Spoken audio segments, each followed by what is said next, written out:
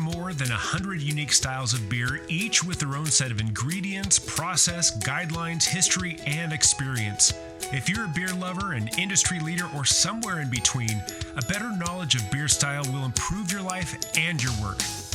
Welcome to A Sense of Beer Style, essential beer style training for those who want to lead in food and beverage. I'm Julia Herz. And I'm Jeremy Storton. We're advanced Cicerones, beer judges, home brewers, and we're excited to guide you through the vast and wonderful world of beer styles.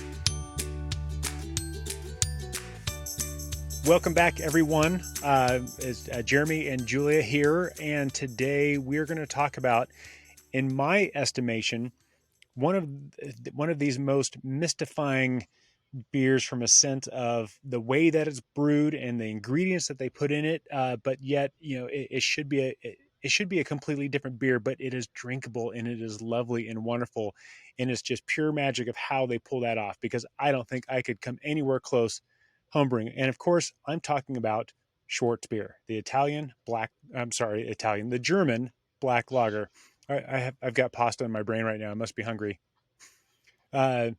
So today we're going to talk about the German Schwarzbier, and the reason why it is so fascinating, because you have all of these dark grains, you have hops, you have bitterness, a light body, all of the stuff that we're going to talk about in just a minute, but yet it is one of the most delightful, easy drinking beers, despite wanting to be a little bit harsh. But of course, one of the things I love about this too is German vocabulary. Schwarz means black. We have some very good family friends whose last name is Schwartz, and they're essentially in English they'd be Mr. and Mrs. Black. So let's get into it. That is what we're talking about, and let's talk about the ingredients that I alluded to in just a minute. Here for Schwarzbier. Thanks for joining us. Love the intro. And I think the ingredients take us to a place of a very sessionable beer. How cool is that? Jeremy's opening an example. But you have, for German beers, when you're in the land of Germany, you have malt that really always is the star, with the yeast more of the backdrop. In this case, German Munich malt, which is a medium level kilned malt, right? Gives us flavors with the Pilsner malt base in the background, not as aggressive as higher kilned or roasted malt flavors, even though you've got this huskless, dark roasted malts that add roast without getting us to burnt, and really get us to dark colors. You will have, not in the style guidelines for BJCP, but some of the commercial examples out there will use certain malts called Cinnabar or other malts that they'll sneak in to give you that color, but they don't give you as much roasted character. But a true classic German Schwarzbier does have some roast without burnt. And then German hop varieties definitely are a star or a backup player, the backup band, right? Not to the star of that malt. And then the German lager yeast that I mentioned really creates those clean fermentation characteristics, right? And that is kind of the typical ingredients. Typical ingredients, though, then lead us to wanting to dive into the beer.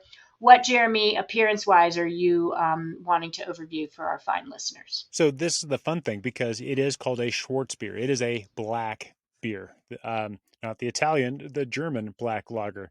But it is, if you look at it, especially if you hold it up to a light, it's not actually black. It is, kind of a medium to dark brown. And if you hold up to the light, you can get these beautiful, ruby red highlights that, right on the edge. And that's pretty common. And as you can see, I've got this, it's dissipated a little bit now, but I have this just really beautiful foamy, kind of off-white tan colored head. And it persists quite a while. It's a really beautiful, beautiful beer, but even better is the aroma. Yeah, and speaking of aroma, when you look at what's in Jeremy's glass that he's smelling, the visual aspect might throw you off. I always say don't be afraid of the dark. One of the favorite videos I ever shot for craftbeer.com is Don't Be Afraid of the Dark. And it talks about the strata, how dark colors do not equate to flavor or alcohol. They can be deceiving. So this is a rich, dark, rewarding beer that again is very sessionable. And you are, when you're smelling it, not going to get a big burst of ethanol, right? You're going to get a low sessionable level of maybe ethanol, if at all, in the nose. It's really going to take you to some of what the malts bring to the table. Maybe moderate malty, low aromatics of sweetness, but you can't really smell sweet, but it hints at sweetness. And then low roast, but again, not burnt, very important. And then you can go, kind of to dark caramel if you have a classic example. You could get hints of coffee, a little bit of dark cacao chocolate, but this is not going towards porters and stouts in the aspect of what you're going to get in the aroma, even though this beer looks maybe like those styles. You might get a low essence, depending on how fresh it is, of those low spicy German noble hops, but low to none, not a requirement. And then that lager yeast character, you might get an essence of lager yeast, a little snatch of sulfur may or may not come out of the glass, and then a little nip of carbon dioxide, right? CO2. And how does it taste? Oh, well, it tastes amazing. And it is still, I can't wrap my head around how they pull this off. But in this beer, you have a kind of a low to medium rich, malty, bready flavor that is actually really clean. There's no smoke. You want to assume that there's smoke in there. That this beer makes you want to think that there are things happening in that beer that aren't actually there, and that's kind of the fun part. It kind of whispers stories that you have to pay attention and find out what's true and what's not. But you have all these flavors. Have a little bit of chocolate, a little bit of coffee, a little bit of caramel, very similar to what we talked about in the aroma. But and you can have this roast, and there's kind of a continuum of toastiness to roastiness to burnt. And think about your bread in the toaster when it gets brown, when it gets dark brown, when it starts getting a little bit of black to where, oh, we just burnt it and need to throw it away. This gets up to the point where you get those little notes of black roast flavor, but it's never harsh. It's never burnt. It's never acrid when it's done right. And this is also kind of subsequently a very balanced beer. You have these dark malt flavors, but you have this medium low to medium hop bitterness to kind of balance it out. So you have this, but it's a very soft bitterness. It's not harsh at all. You have that low to medium hop flavor, the noble hop flavor that's coming through, the kind of like spicy floral flavors, and it's just very clean. But it is such a drinkable, easy drinkable beer, quaffable beer if you want to get fancy. That on paper, dry finish, roastiness, bitterness, it should be a little bit harsh. It should make you think of like an American porter. It's not. It's wonderful. So let's talk about the mouthfeel, and we can kind of round out this flavor experience. And I like setting this up this way because the mouthfeel is really medium light to medium body, which again, looking at this beer, you might not think that. The carbonation, moderate high to moderate. So carbonation is going to help dry it out and give it a bit of an astringency, and that's in its favor towards that sessionability. Carbonation, I often always argue when people talk about ingredients of beer and they list malt, water, hops, yeast, right? I often say carbonation. So that does play a factor, but Jeremy, your essence of saying it's smooth is really a big requirement for proper examples of this version or this style, and no harshness is absolutely in the money, what you want.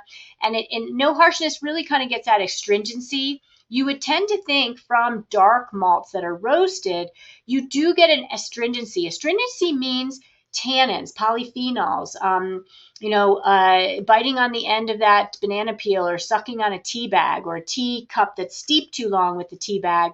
Over barrel aged red wine that I get a lot from California where they just didn't have light enough hand and you get tannins from those barrels.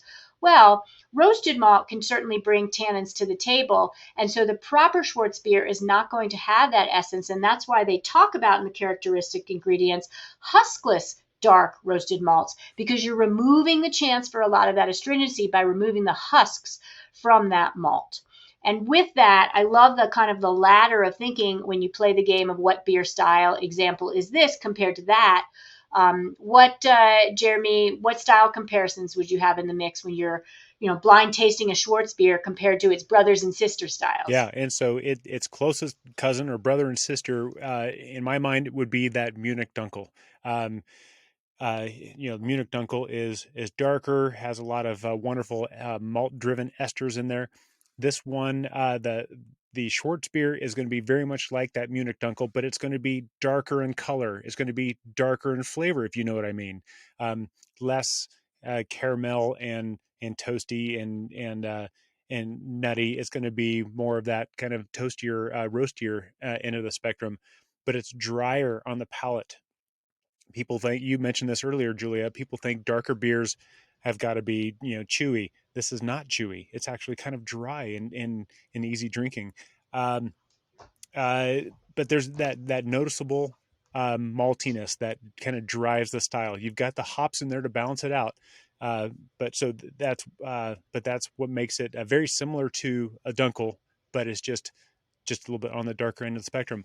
It's also very much like a Czech dark lager, but of course, it's going to be much drier than that. It's going to be less malty, less rich, less elegant than that Czech dark lager, which is probably triple decocted at least, or long boil times. But the big thing that people look at this, and I know people who have tried making essentially an American porter, but just add lager yeast to it. That is not a Schwarzbier. It's all the rough edges on a beer that you would expect from this have been shaved off, and it's just smooth and easy. And so that's kind of how I compare this. But let's talk about what kind of beer examples or commercial examples could we find in something like this? Sure. And again, we're talking about Schwarzbier, predominantly coming from Germany, although now influencing the whole beer world and many brewers across the globe. It's fun to look at the Beer Judge Certification Program style guidelines for 2021, which is what a sense of beer style follows, and know that there's several U.S. craft brewers that are actually in the mix for having classic examples. Most German styles in the guidelines, you're a craft brewer, whatever country, you don't make it on the list. Schwarzbier's got multiple ones. Chuckanut out of Washington, Bellingham, Washington, that we reference a lot. Will and Mari Kemper, their Schwarz lager, which I've never had, is listed first, believe it or not. Devil's Backbone has a Schwarzbier that's also listed. We've gotten the style guidelines. Frem Family Breweries has a Schwarzbier that's listed. So that's kind of cool. But Kulenbacher Mannschaft Schwarzbier is the first commercial example that I tested, in my studies with to prep for testing on Cicerone and BJCP levels, and often is easier to find. So you're going to look for examples that truly are from Germany or listed in the style guidelines.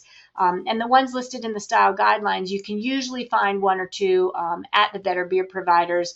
Karl Strulitzer Schwarzbier is also listed. Nutzeller Original Bad Beer, which I love that name, has a little fun twist to it. So commercial examples really take us to a place that's how you're going to calibrate. And speaking of calibration, vital statistics are truly what bring it all home. Take us through the numbers, Jeremy, on how to tell what a Schwarzbier, when a Schwarzbier is a Schwarzbier. Yeah, and so I've mentioned before that when I studied for Advanced Cicerone, I looked at looking at all the numbers. I started really finding the patterns, and for for lack of better words, please excuse, I don't mean any disrespect, but the general German lager, they almost all of them of just the kind of the base German lagers, whatever color they are, they kind of all ended up about 4.5 to 5.5, and so this one falls in that same category, 4.4 to 5.4. So the German base beers are 4.5 to 5.5. The IBUs, most of them were right about 20 to 30. This one is a little bit higher, 20 to 35, but it's not a bitter beer. And when we talk about the color, this is the part that's really tricky. It's called Schwarzbier. So Schwarz would be black. Black is about 40 SRM. The SRM for the style is not black. It goes from kind of a dark amber, light brown to a darker brown, from 19 to 30. So that is the only tricky part when you go to study these these vital stats. But when we get to the original gravity, that falls in line with all the other German base beers, 1046 to 1052, kind of showing that it's not a terribly strong beer, but it's on the lower end of the average spectrum. And then final gravity, we get to 1010 to 1016. And that, of course, that signifies that it's well attenuated, but there's still just a little bit of body there.